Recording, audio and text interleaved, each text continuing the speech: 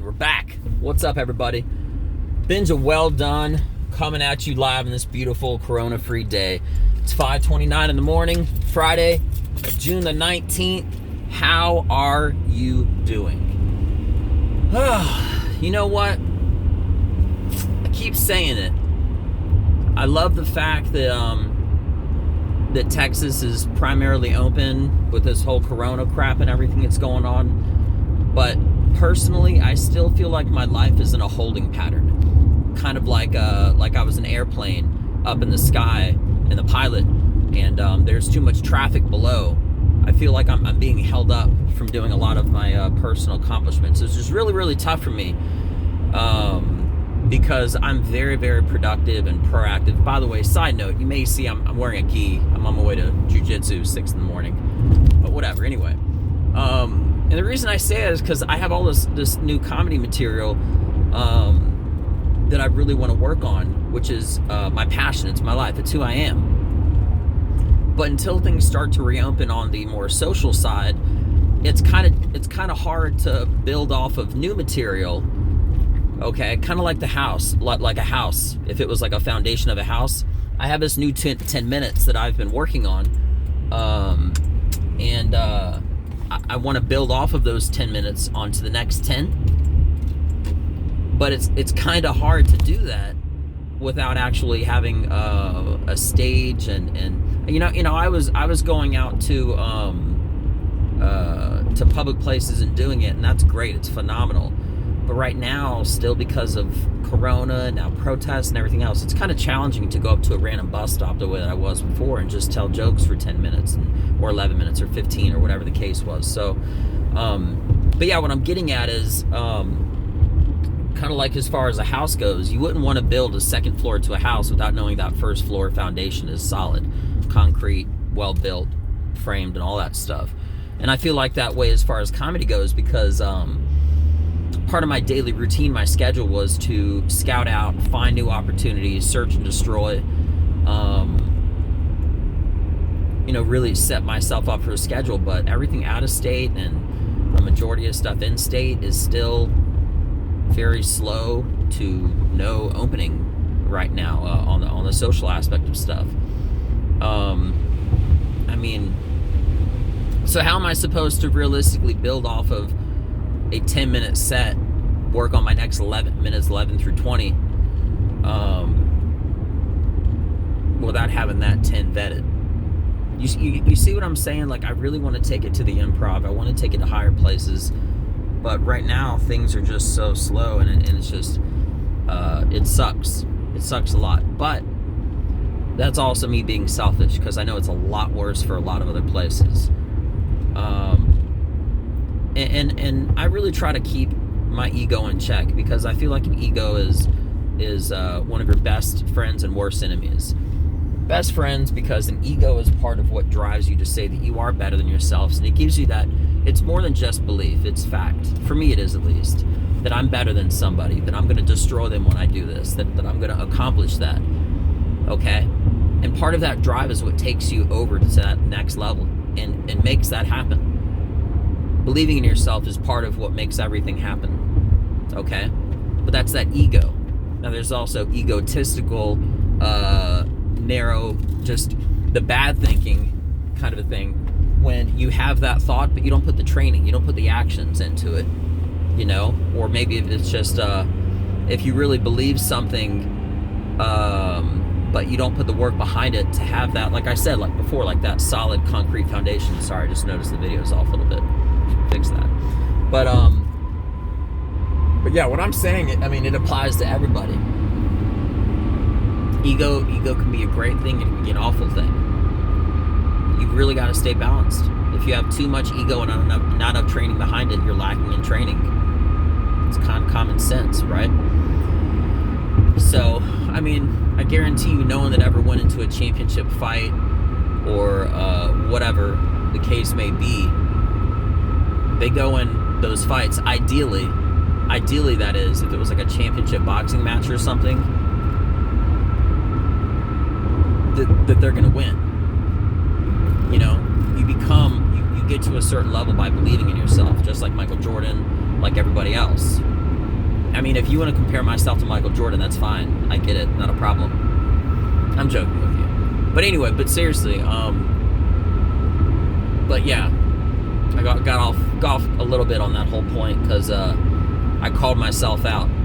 Because I'm looking at my circumstances and whatnot, being selfish, and not really even considering how much worse it is for everybody else. And I try to do that. I try to stay humble. Because that's part of what keeps me in check and tells me that I need to work harder. I don't make excuses for when something doesn't happen right. I work harder and I get results by making shit happen. The one thing that is out of my realm of possibility to a degree, and I say that very carefully because I'm always very particular with my words, is getting an opportunity. But it's okay because I have an answer to that. I'm trying to get opportunities from outside sources to be on comedy shows and do stuff like that. But right now, open mics are still a little too non-existent. And I'm not even talking about an open mic. I mean like an actual show, like a showcase at a professional venue, at an improv or something like that. I think some out-of-state joints are still asking the comedians to wear face masks, and I'm not doing comedy with a face mask. You're gonna mess up. I mean, I don't want people saying what. You get what I'm saying?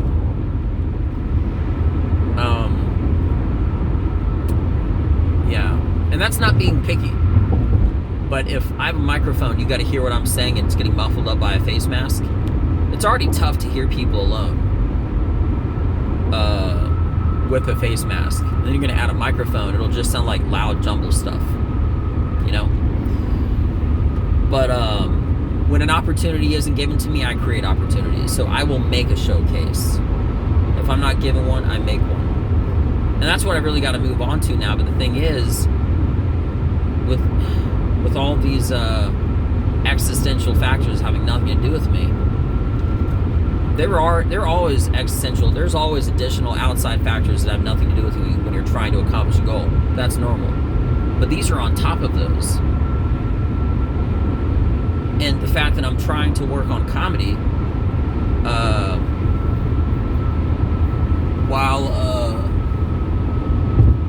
while you're supposed to be still social distancing, it's kind of a tough thing. And to be honest with you, I feel that like a lot of people, especially with all the protests and riots and everything, if anything, they need a laugh, but they just don't want to hear it.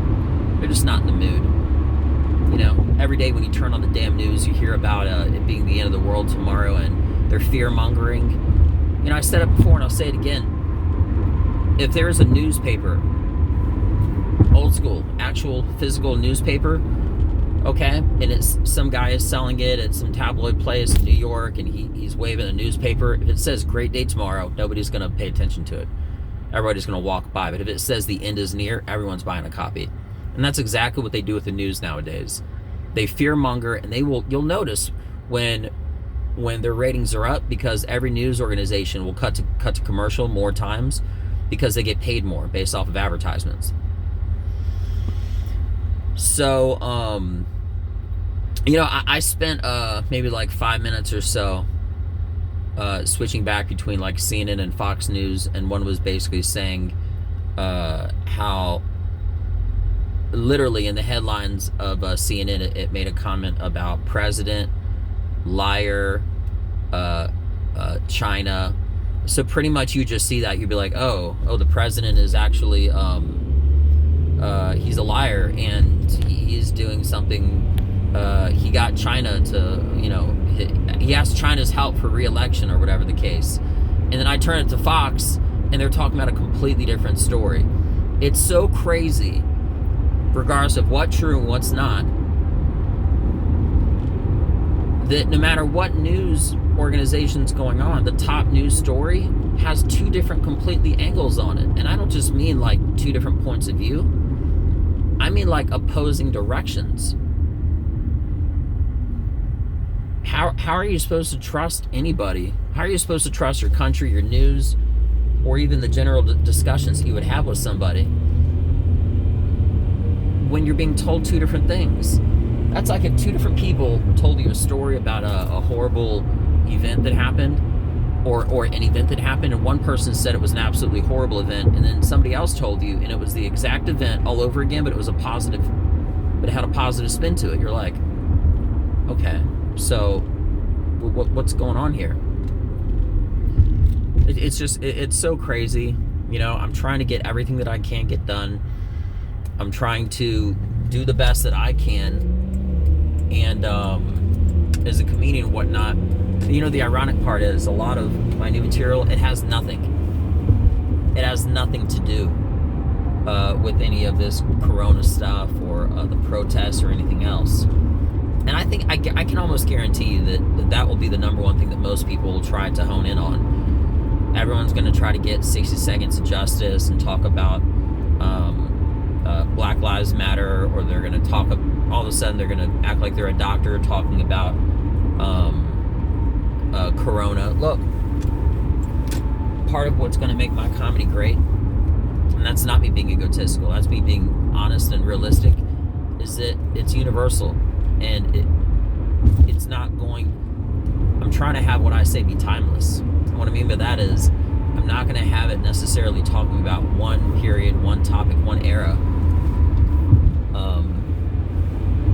that is that's kind of fleeting by, or I guarantee you that there's somewhere in CNN headquarters that actually has like a new infectious virus department, because the second this thing starts to slow down and the ratings start to drop again, they're gonna just keep on those fires going, just like with these damn protests, just like with the corona.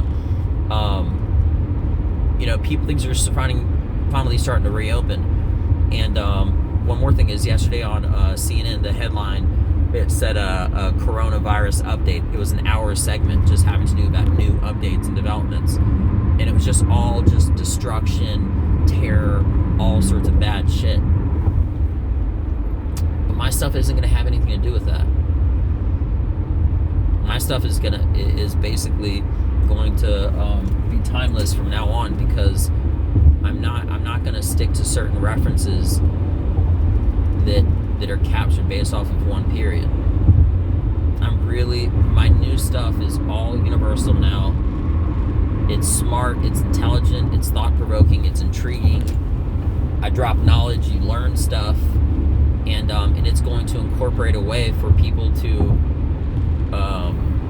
laugh, to think, and to want to spread that information with these crazy facts that I'm dropping and stuff to other people, which will be my best reference and word of mouth for other people to want to come watch my shows. I've done a lot of work to try to spread my name and who I am and whatnot doing comedy, and I have these cool promo cards and stuff, my info on it. But the next step is getting people to speak for me, which is what I'm working on now. And I really found my voice during this whole corona period, to find out stylistically the best way for me, the hands down, even out of a crowd of people, of other comedians, how to drown out the noise of their stories, propel mine, okay, make everybody want more, and it also speaks volumes of who I am, in my opinion. So when I get off stage, they know a little bit about my personality and my beliefs and my point of view on things and stuff like that. So I'm really excited to do this. Not better version of me, but the truest core version of me, who I really am, and stylistically and everything else. So I'm gonna have so much fun with it. I did so much internal searching during this whole corona period, and part of that, as far as jiu-jitsu goes, in a similar way to comedy, because they really do hand in hand work great with each other. Jiu-jitsu really brings out the best in problem solving when it has to do with whatever your personal passion is in life. So in the great way, one helps out the other and vice versa. In the way that my comedy changed for the better, so did my jiu-jitsu, exponentially. And the key is basically doing less movements, less words, that have more impact and actions to make me successful, not just as a comedian, but doing jiu-jitsu as well, just like chess. I talk about chess a lot, not a lot, maybe periodically, because chess is so great. Because in the exact way that I could impress someone with a big long dialogue of conversation, or just like you could impress someone by winning a masterful chess match by many moves, okay, to me it's even more impressive, and basically to get that exact point across with fewer words. There's something really beautiful and elegant when you can actually say something or do something or win a chess match in the least amount of moves as possible. And that's what my comedy and jiu-jitsu now is possible. The least words, least amount of words with the most amount of impact, and the least amount of movements with the most amount of actions. And I'm excited. So anyway, guys, about to start rolling. I'm Benj Well Done. Y'all have a beautiful day. Check me out. Peace.